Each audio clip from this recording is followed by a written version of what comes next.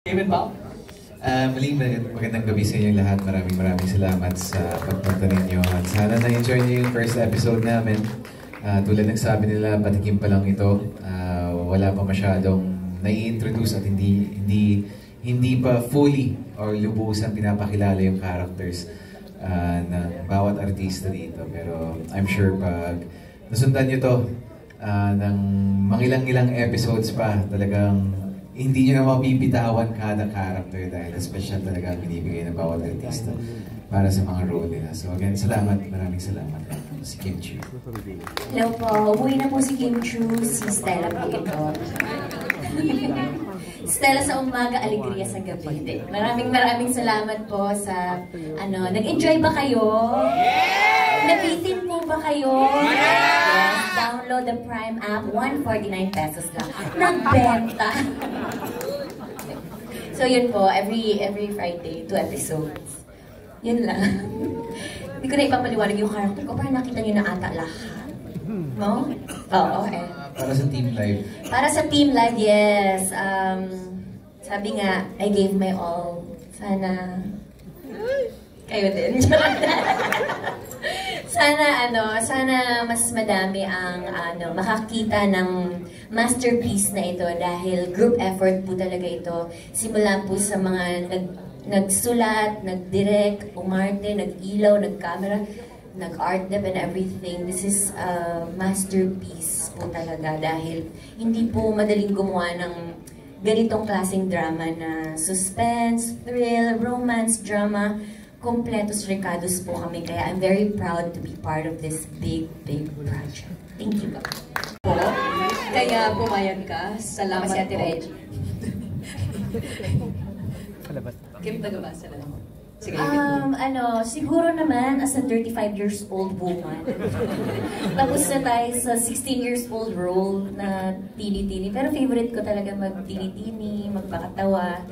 Pero parang pag tinatrack ko yung journey ko dito sa industriyang to, parang nahati ko naman na siya sa teens, 20s. Sabi ko, ano napakita ko sa aking 30s? I think it's my skin. Pero malaki talaga yung tiwala ko talaga sa Dreamscape. As in, sila talaga yung naghubog sa akin. Galing ka. Wala na kakayong! Hindi. Oh, no! Yeah. Hala, bakit? Hindi naman siya ginawa as its artistic way. Medyo mahirap na gawin, pero ako naiyak. Love you, Kimi!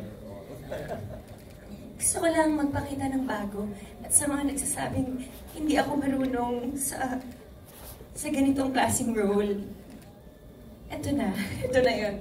So, I want to prove all of them wrong and I think I can do more than what they know.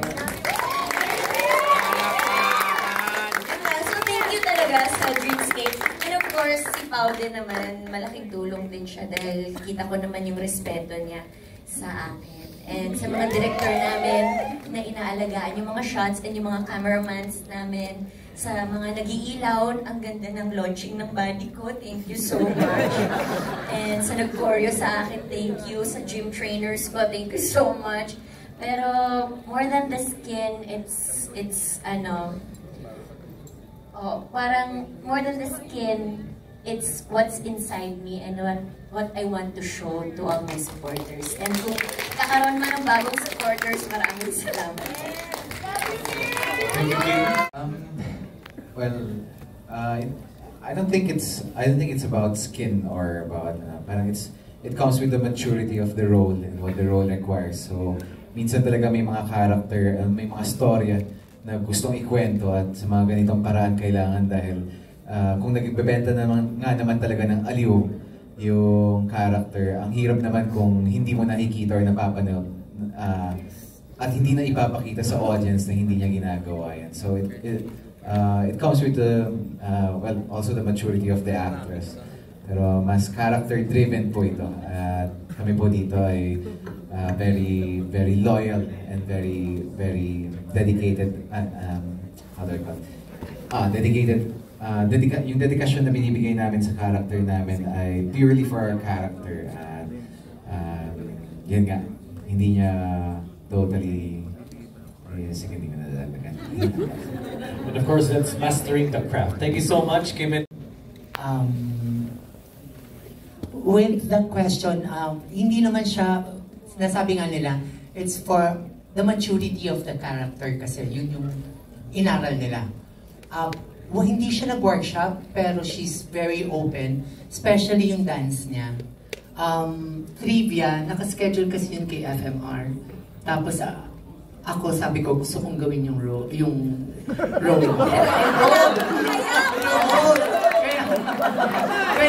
Kaya ako na yung nag-choreo.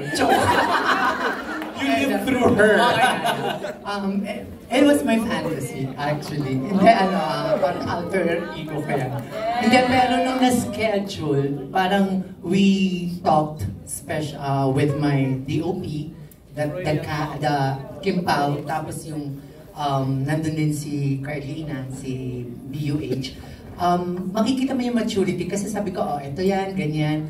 May mga reaction si Kim na, talaga ba? Ganyan. Pero she did it very well. Ang galing-galing talaga ng pagkakatawa kasi open talaga. It's very different from Lin Lang, story-wise and character-wise. Pero they were very open with regarding to the roles. Makikita mo talaga yung difference. Thank you, Direk Jojo. Ngayon naman po para kay Direk Onat, based on the trade, he's being heavy on mystery drama. Actually, one thing I discovered sa unang sampa ko pa lang dun sa show na to, nung makita ko magkasama on screen yung dalawa, yung kilig talaga from Kim Pao is very innate and organic. Hindi siya tinatrabaho. In fact, una isa na parang ginawa ko sinabi ko kay Pao mismo. Sabi ko, hindi na chemistry niya, wala pa kayong ginagawa. Pero naramdaman ko agad yung meron agad something. So, expect that you would really root for the couple kasi built in naman talaga sa ng dalawa yun. So, yung kilig naman na makukuha nyo dito is not so much a fan servicing kilig. Everything is done in the service of the story. At malalaman nyo kung bakit, even within the excitement and the high octane drama and action, bakit lahat kayo mag-root pa rin dun sa dalawang characters to end up together. And I think that's the most rewarding kind of kilig that we can offer the viewing public. Thank you, Direk. Of that.